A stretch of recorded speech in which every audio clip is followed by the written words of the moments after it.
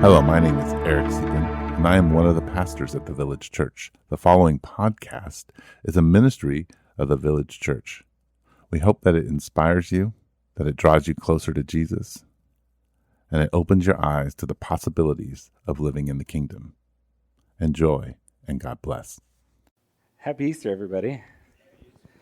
So the official decision is if I trip and fall into the water, we're just done for the day, and you can say amen. We're going to go eat some food. You can just go get your kids from the back.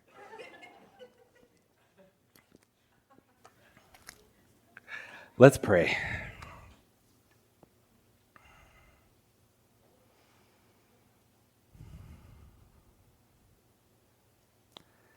Father, thank you for today. Thank you for the joy that it is to be together. Thank you for all of these wonderful people.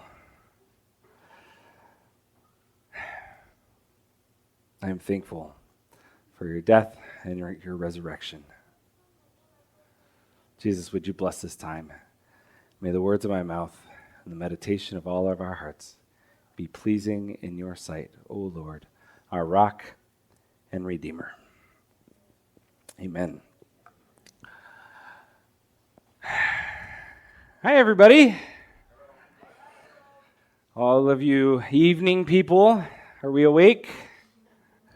No, there is more coffee. Welcome, everybody, to the Village. We have been going through this year, we have been going through the book of Titus, and we closed that out last week. The book of Titus is in the New Testament, and the Bible is split into two big sections. So the Old Testament and the New Testament. And the Old Testament tells the story of God's people. And the New Testament tells the story of Jesus and the early church and how Jesus fulfilled the prophecies and all these pieces, and then how the church went out and began to spread. And so we've spent a bunch of time talking really specifically about Jesus and the gospel and what he has done as we have journeyed here today to Israel, to Easter, to celebrate the risen King. And today, we're jumping back into the Old Testament, and we're going to talk about 1 Kings, which, if you're familiar with the Bible, doesn't make a lot of sense on Easter. Henry just read it. It doesn't make a lot of sense on Easter, but we'll get there. We're going to journey together, and we're going to get there, okay? But before we get to that, we have to talk about this odd moment in the New Testament, in the Gospels, which are the stories of Jesus. It happens, I think, in 3 of the Gospels, and one of them is Matthew 17, 1 through 8, the Transfiguration. So Jesus is with 3 of his disciples, 3 of his closest followers, Peter, James, and John. And it says that they went together up the mountain, and they're up on the mountain, and all of a sudden, Jesus is transfigured before them. It's this moment before Jesus' death and resurrection, one of the few moments where his full glory is on display. The full glory of Jesus on display here on the mountain. And there's 2 men standing with him, and Peter and James and John are terrified, and Peter's like, let's build some houses for you guys to stay in, and he just has no idea what he's talking about, and eventually a voice calls out, this voice from heaven. One of the other moments is actually at baptism. When Jesus is baptized, a very similar thing happens. But there on the mountain, the voice says, "This is my son, whom I love. Listen to him." It's this beautiful moment of Jesus, the full glory of Jesus on display for the disciples, and they are terrified, and they fall down on the ground, and they're face down, and Jesus says, "Do not be afraid," and they look up, and it's just Jesus. Now, there are 2 people with Jesus, and I know many of you know who they are, but let's just pause and pretend you don't, okay? And just think for a second about who they might be. They're people from the Old Testament. And so you think, well, maybe it's Abraham. Abraham's a big name in the Old Testament. Maybe it's Abraham. Maybe it's one of the prophets. So like Isaiah, Jeremiah, right? The people who have books named after them. The important ones, right? Or maybe you might get to a couple of people who don't have books named after them, like Abraham or Moses. Or maybe King David. King David, we know David and Goliath, right? He could be one of the people up there with Jesus. And one of those is actually right, which is Moses.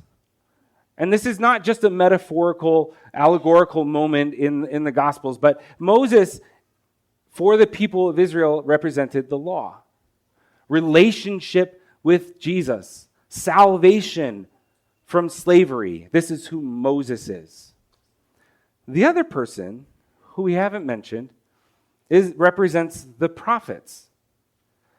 And it's not Isaiah, and it's not Jeremiah, and it's not any of these prophets who have books named after them. So if you go flip through your Old Testament and you wouldn't get to this person. His name is Elijah.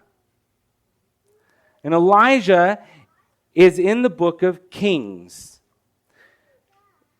Elijah, Eric joked this week that if you were going to make trading cards out of the people in the Bible, that we wouldn't think of it necessarily, but kids in the first century would have been like, I got an Elijah. This is like a powerful, popular card. Elijah is the prophet in Israel's history. And we don't think about that because he doesn't have a book named after him, but he is the prophet in Israel's history. And so we're going to spend some time talking about it. And the first question we have to answer is, why Kings? Why are we going to Kings? So we are going to be in the book of Kings for the next several weeks. We're going to spend Eastertide in the book of Kings, and we're going to be talking about Elijah and Elisha. Now, Kings is this period in history where the people of God have had their relationship established with God. They've been saved from slavery. They've had the law given to them. They've gone up and down and fallen away and come back, and they've had judges, and they've had David, King David. And now they're in this moment where the kingdom has split. There's the northern and the southern kingdom in the book of Kings. And the southern kingdom is the line of David. And they're up and down. They follow Jesus, they follow God, and then they fall away, and then they follow God, and they fall away. The northern kingdom is just bad. All the kings in the northern kingdom, they're just bad. And then occasionally, bad. They're just bad. And the book of Kings, which tells the story of all these kings of Israel, really should be called the book of prophets. Because again and again, the prophets come to the kings and tell them things, tell them that they're wandering, tell them that they're falling away, and they don't listen. And then every now and then they listen, and then they don't listen anymore, right? And so that's where we come to. We come to King Ahab. Now, Kings tells us, in just before the section that we read, that Ahab was the worst. The worst of the worst. He was a king in the northern kingdom, and it says that he did worse evil than anyone who had come before him. If you were going to look for a low point in Israel's history in their following of God, it's this moment. It says that he married Jezebel, who was the daughter of the king of Sidon, and then they built a temple to Baal, and they worshipped Baal. And Baal worship is very tied to child sacrifice. This is what is happening in Israel at this moment. At the moment when Elijah comes. And Elijah is everywhere. Elijah's everywhere. Elijah's not just in the book of Kings.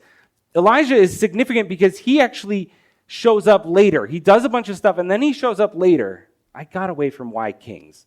I don't know why. I just got excited, right?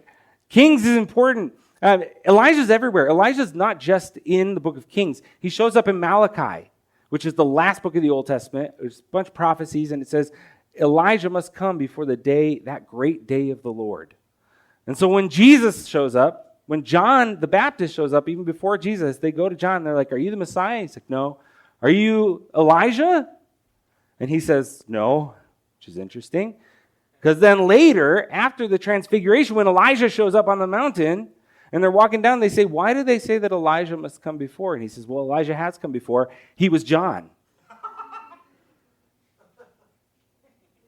Which is weird. But Jesus says it was John. John was Elijah, and they did to him what they did to the prophets. They killed John.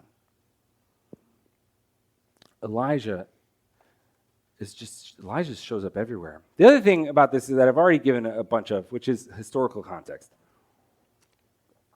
It's important over the next few weeks. It's important for us to understand what's in the Bible. And sometimes we spend a lot of time talking about Jesus and the gospel and the New Testament. We lose out on pieces that are really important, that give a lot of context for what Jesus does. And then the last reason we're going through Kings is that we're going to talk about Elijah and Elisha, which is confusing. But Elijah and Elisha are a really good picture of what it looks like to have someone turn around and look to the next person and say, you're going to come with me. And so this year, in December when we were praying, we thought it'd be good for us to talk more about what does it look like for the generation that is in ministry, that is doing things, that is going out and caring for people, to turn around and say, you come follow me. And then to have that next generation say yes and follow and then step into their ministry. And so over the next few weeks, we're going to look at Elijah and Elisha. But we have to get into 1 Kings 17. So this is actually the call of Elijah. Right after King Ahab becomes king, and he's built these altars to Baal, and Elijah is sent. Elijah the Tishbite is sent to King Ahab to tell him, there will be no rain or dew for several years until I return. And then Jesus sends him off, and God sends him off to this ravine where there's a brook, and ravens come. And ravens are smart. Did you guys know this? I like to think that God trained the ravens to get the bread and the meat from Ahab's palace. Like Ahab's sitting there eating breakfast, and he's like, these birds, man. I don't know. There's not evidence for that, but I like that. I think that's... So he stays there at the ravine, and then the water eventually dries up because as we know here, when there's no rain, the brooks dry up, right? There's no more water. And so God sends him to a widow. He sends him to a widow in Sidon. If that sounds familiar, it's because I just said it a few minutes ago. Sidon. He sends him he doesn't just send him to someone to get help, right? He doesn't send Elijah to the Israelites, which is what you would expect, right? Send Elijah to someone who knows him, who's going to care for him, be excited about taking care of him. No, he sends him to a Sidonite widow.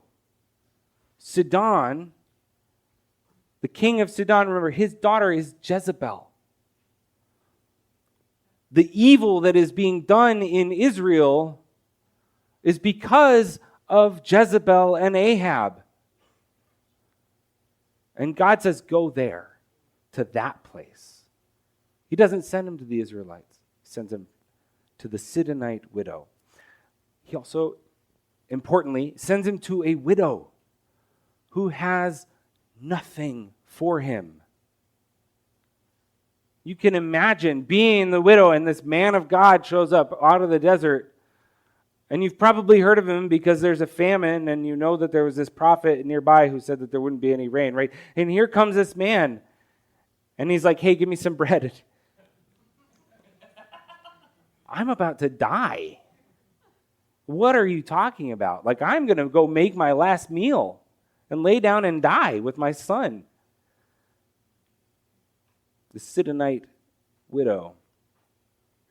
It's also important to notice here that this widow doesn't have anything, right? Has nothing to give him, has no food, no flour, no oil, like it's all running out. Everything is gone. This is it. This is the end. They are going to die.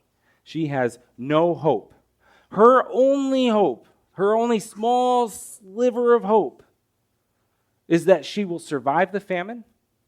And not just that, but that she and her son will survive the famine. Because guess what? If she survives the famine and her son doesn't, she still has nothing.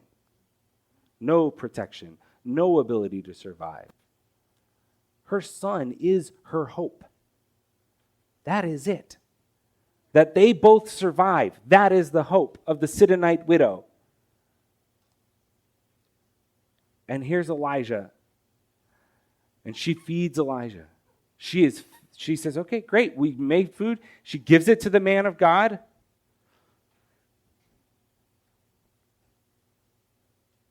And they live. And then one day, her son dies.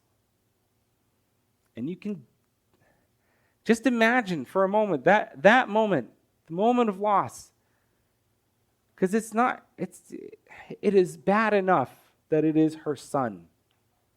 But it's not just her son. It's her only hope in life of anything being okay. Of any semblance of normality, of anything. This is it. Her son has died. And she says, did you come here just to point out my sin? Just to kill my son? And Elijah takes the son, cries out to God, and the son is resurrected. Here we are. Okay. It's Easter Sunday. And here I am being like, the widow, she has no hope. Right? Like, what are we doing? What I want to do now for a moment is I want to take this reality. Elijah is sent to a Sidonite woman with no hope, and her son dies and then is resurrected. And I want to just take this, and this is not a metaphor, it's not allegorical, but what I want us to see here is the heart of God. The heart of God in the Old Testament and how it's reflected in the New Testament and in Jesus. Because Jesus is sent. John 16, I came from the Father and entered the world. Now I am leaving the world and going back to the Father. Jesus is sent into this world, right? He's not just coming down into the world like we would, and then going back. Like, it's not like a day trip to the Grand Canyon, right? He's not just going to check stuff out and then come back and report. No, he's going to do something. He comes into the world. He is sent into the world, and the word of the Father does not go out without accomplishing its work. He is sent into the world to do something, and he is going to return to the Father. Jesus is sent with purpose, and he is sent to the Sidonite widow.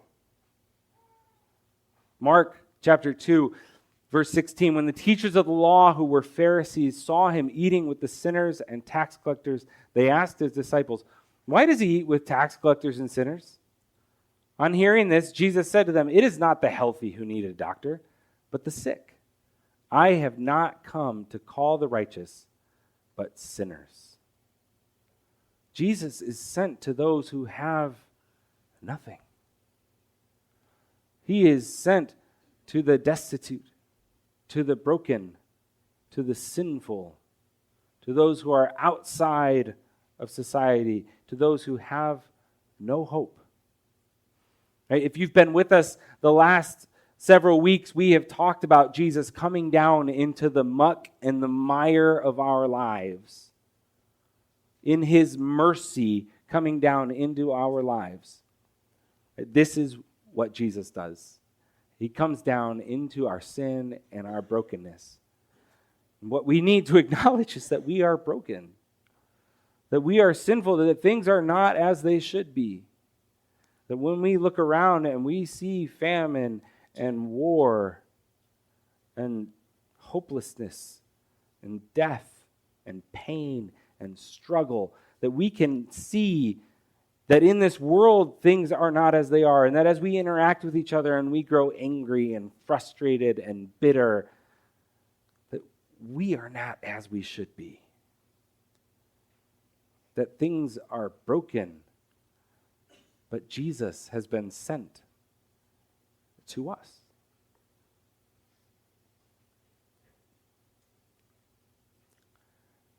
And then we come to the resurrection. And there's a moment in the resurrection. We come to Easter Sunday. Because Jesus, we talked on Friday. By the way, Friday, Elijah showed up on Friday too. I don't know if you may not have caught that. When Jesus is on the cross, and he says, Eloi, Eloi, lama sabachthani, and they say, he's calling out for Elijah. Right? Jesus is on the cross. He dies. He's put into the tomb. And just imagine with David. David came up and did the confession, and he said, just imagine that moment on Saturday. The loss, the pain, the weeping that comes in that moment that leads us to Saturday, or to Sunday. And on the first day of the week, Mary and the other women go to the tomb, and they find the stone rolled away. And they run off to tell the disciples, and Peter and John come and run, and they find the tomb empty, and they're wondering at this, and they walk away confused. And then it says in John chapter, I forgot this.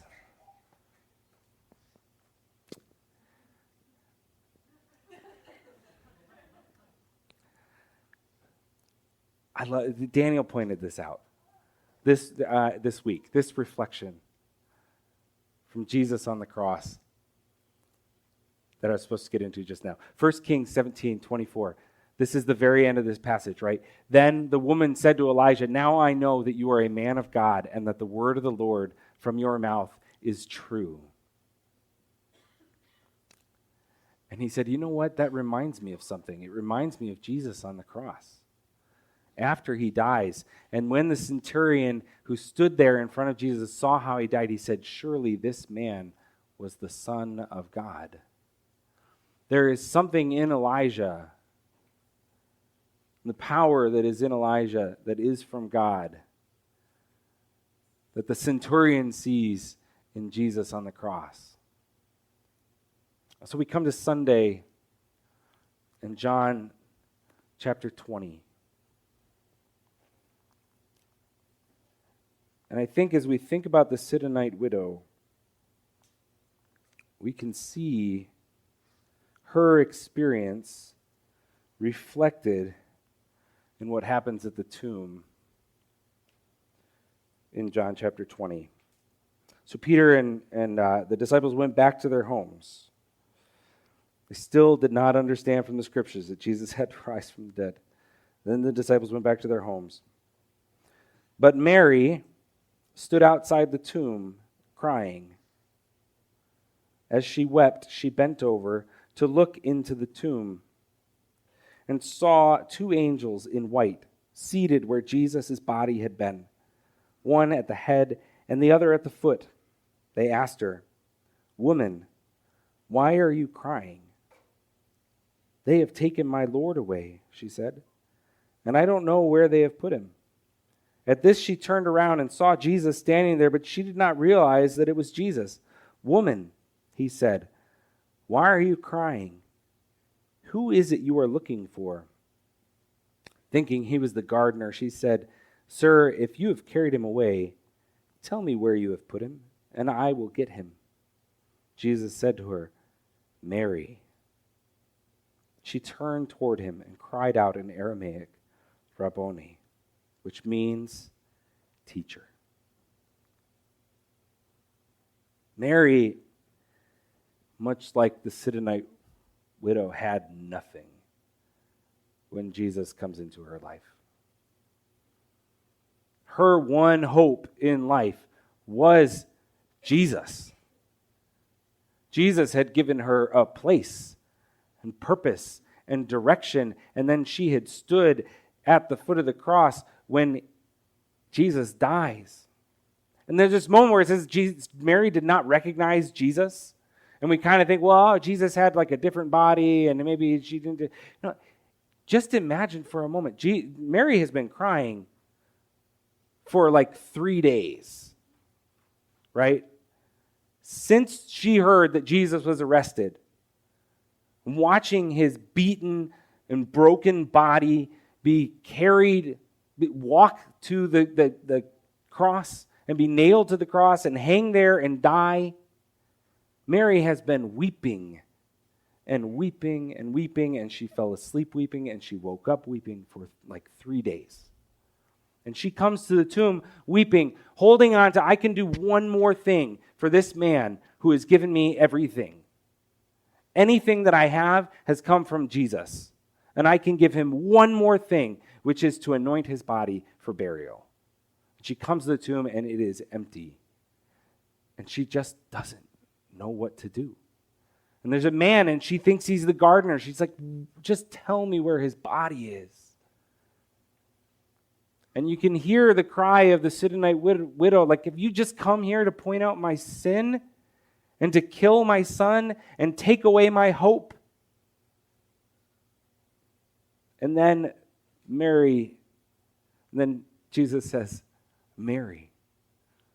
She recognizes the voice. She knows who it is. She fully opens her eyes and sees Jesus. In that moment, you just imagine that moment. Imagine that moment, the joy and the hope that rushes in to Mary. The joy and the hope that rushes in. Everything has been returned to her and more.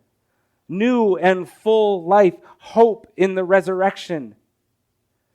Not just a name and a role in Jesus' ministry, but life everlasting in him. The hope of the resurrection returns out of utter despair, utter loss, right? This is the comeback that David talked about, right? The utter loss to exuberant joy and hope in Jesus. This is the empty tomb. This is the work of Jesus. This is the invitation, is to step out of the despair, not because things aren't bad, not because there's not grief, not because there's not pain, not because there's not war in this life. Things were still a struggle in the midst of famine for the Sidonite widow. Things were still a struggle for Mary. There was still fear of retribution, fear of Paul, fear of the things that would happen to those who were following Jesus. There's all that still there. But over the top of all of that is the joy and the hope of new life in Jesus. So we come into life with Jesus, not ignoring the pain, not ignoring the grief in this world, but with Jesus walking alongside us, bringing healing, bringing hope into the darkest places. That's the joy of the empty tomb, the hope that is in the resurrection of Jesus. Amen? Amen.